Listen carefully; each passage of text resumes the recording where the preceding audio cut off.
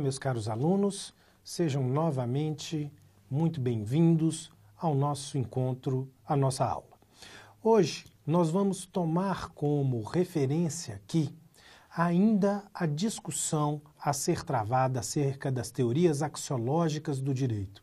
Após exatamente tomarmos consciência da crítica proferida por Lassalle ao positivismo jurídico e o desenvolvimento de toda uma matriz realista a partir de então, vamos assistir o desenvolvimento no direito de pensamentos atrelados ao problema dos valores e das concepções de vida no interior da sociedade, chegamos a um ponto crucial.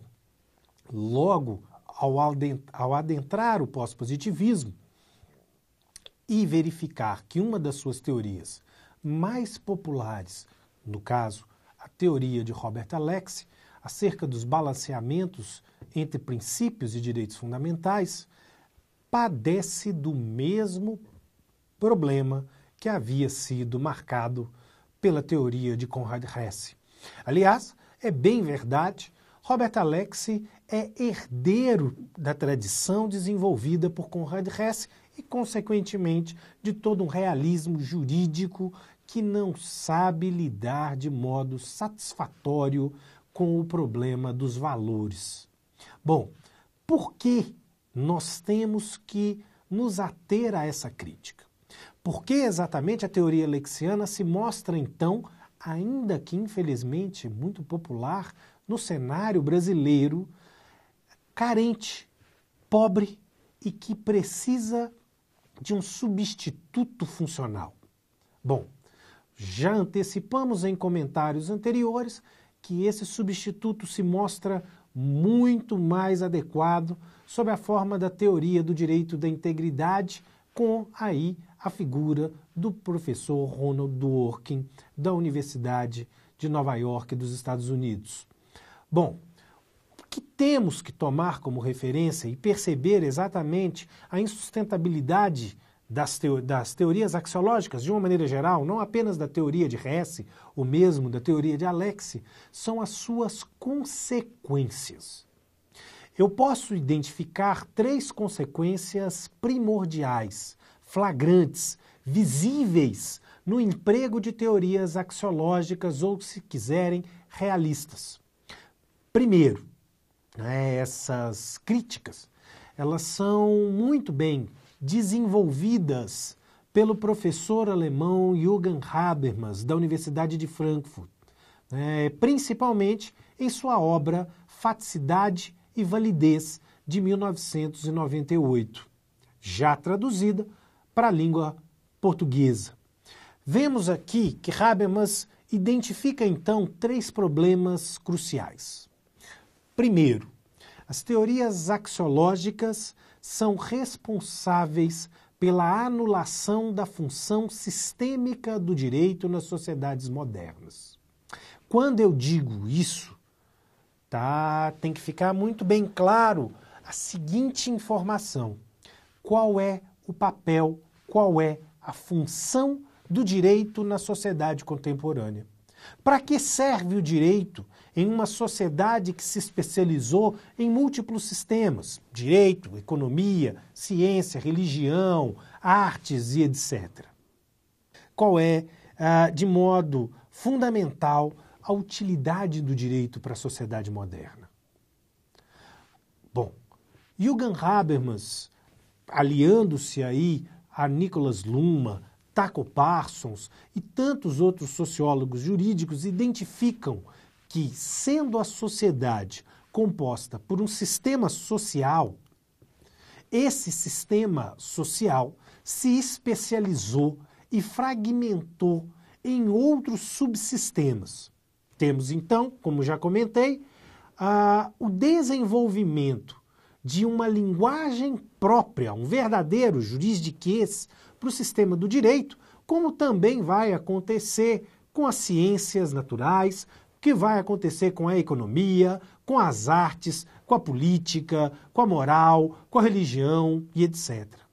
E todos os autores da teoria sistêmica nos nos dizem o seguinte: o direito tem um compromisso fundamental em indicar para uma determinada sociedade um padrão de comportamento previsível. O direito, então, ele vai estabilizar as expectativas de que a sociedade siga o comportamento lícito e, de outro modo, a sociedade não siga o comportamento ilícito. Significa que, como todo sistema social, o direito ele só consegue trabalhar a partir de um binômio. Ou uma determinada conduta, ela é correta, por isso lícita, justa, ou essa conduta é incorreta, é injusta e por isso ilícita.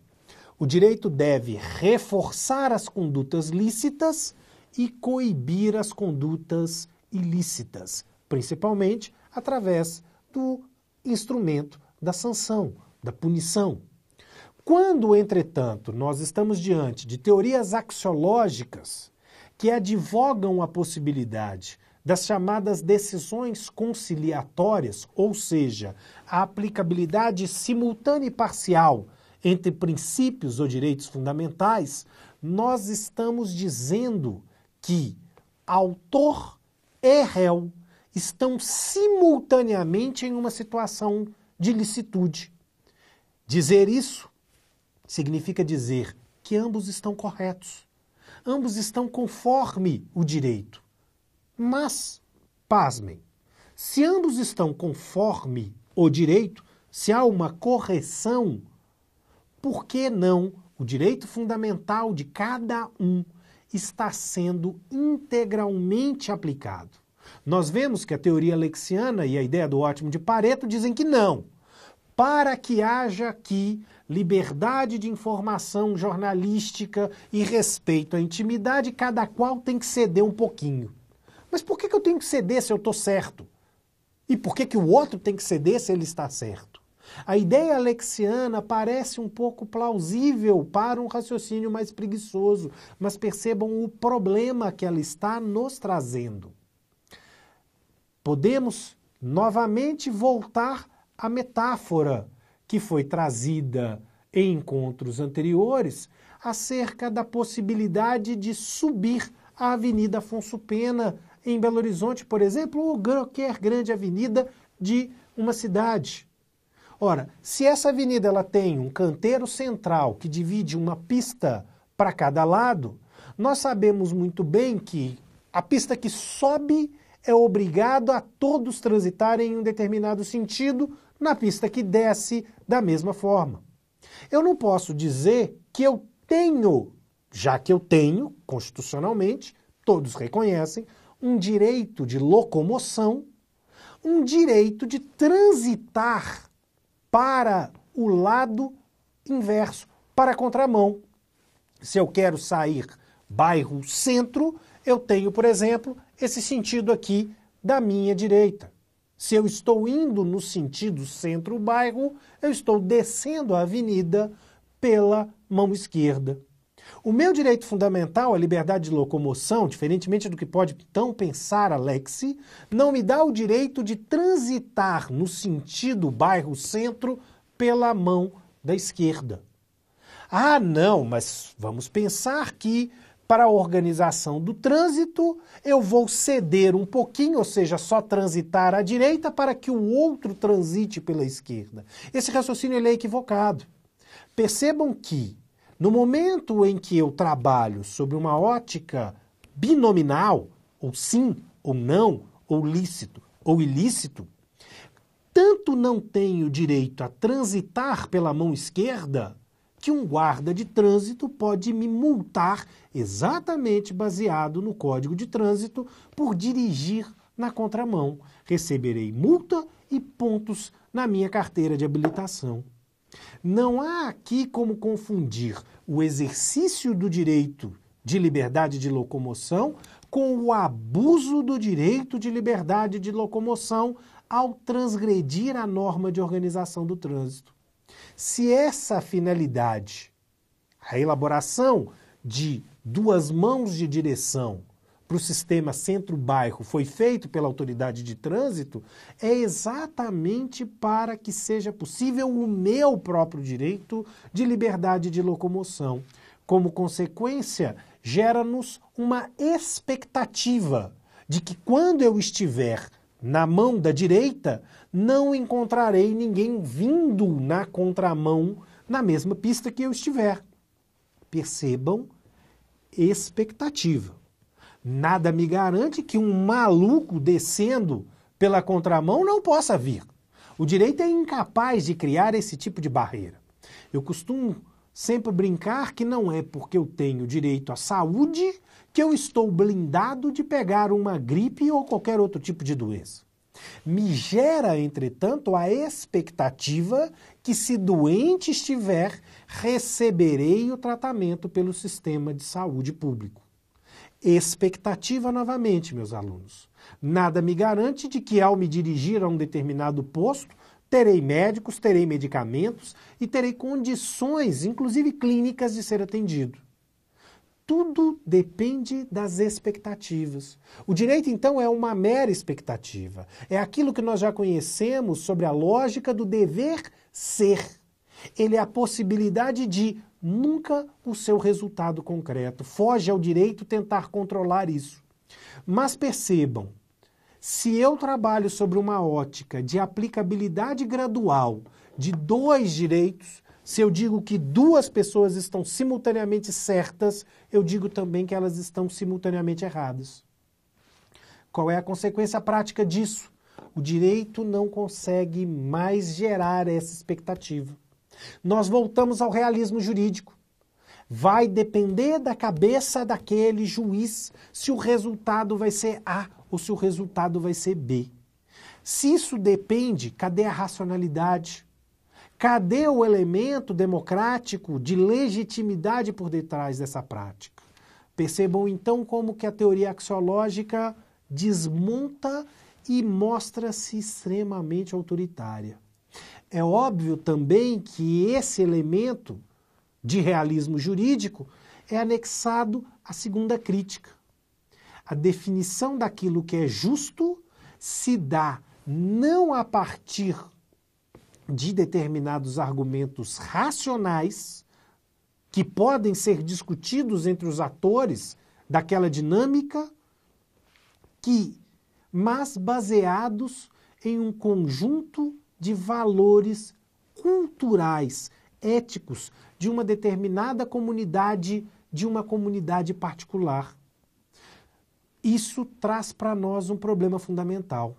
Se eu aceito que eu posso elaborar normas jurídicas presas a uma determinada identidade, eu estou autorizando ao direito funcionar como mecanismo de discriminação das minorias. Chegamos, então, ao nosso terceiro problema. As teorias axiológicas, então, fazem com que o direito perca sua função, o seu sentido, as suas expectativas materializadas, ou por não definir o que é certo e errado, ou por reduzir o justo a preferências culturais particulares. Quem não segue essas preferências corre risco de descriminalização. Por isso mesmo, como nós já comentamos, pode o direito ser usado para dizer que no campo da ilicitude, por exemplo, a homossexualidade deve ser reprimida com pena de prisão. Podemos, por exemplo, perceber tratamentos absolutamente absurdos com relação a gênero, a raça. Ou seja, a nossa cultura pode, como uma cultura tipicamente machista ocidental, naturalizar as diferenças salariais entre homens e mulheres, por exemplo, ou as diferenças entre brancos e negros. O acesso aos serviços públicos entre brancos e negros, por exemplo, como aconteceu na década de 50 nos Estados Unidos, com aquela doutrina dos separados mas iguais. Damos ônibus para brancos e negros, mas um ônibus para exclusivamente brancos e outro ônibus para exclusivamente negros. É óbvio que na prática a gente sabe que os ônibus dos brancos eram muito melhores, muito mais novos, muito mais confortáveis do que os ônibus que estavam sendo disponibilizados para a comunidade negra norte-americana. Esse tipo de discriminação, portanto, que acaba sendo mascarada pelas teorias axiológicas, né? Prestem atenção, eu não estou dizendo aqui que, por exemplo, os autores como Conrad Hesse ou Robert Alex queriam promovê-las, elas são pontos cegos, elas são limitações das suas teorias, elas são o calcanhar de Aquiles e que, infelizmente, ainda que seja dado todo um trabalho intelectual para a construção de uma teoria pseudodemocrática, elas não são capazes de atingir os seus objetivos.